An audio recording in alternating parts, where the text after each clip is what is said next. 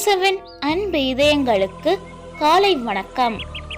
இந்த நாள் உங்களுக்கு ஆசீர்வாதமாக அமைய வாழ்த்துக்கள். இப்புதிய நாளுக்கான ஆசீர்வாத இறைவசனம் எபிரேயர் அதிகாரம் 12 இறை வார்த்தை 11. திருத்தப்படுவது இப்போது மகிழ்ச்சிக்குரியதாய் இராமல் துயரத்துக்குரியதாகவே தோன்றும். ஆனால் பின்னர் இவ்வாறு பயிற்சி பெற்றவர்கள் அமைதியையும் நேர்மையான வாழ்வையும் பயனாக பெறுவர்.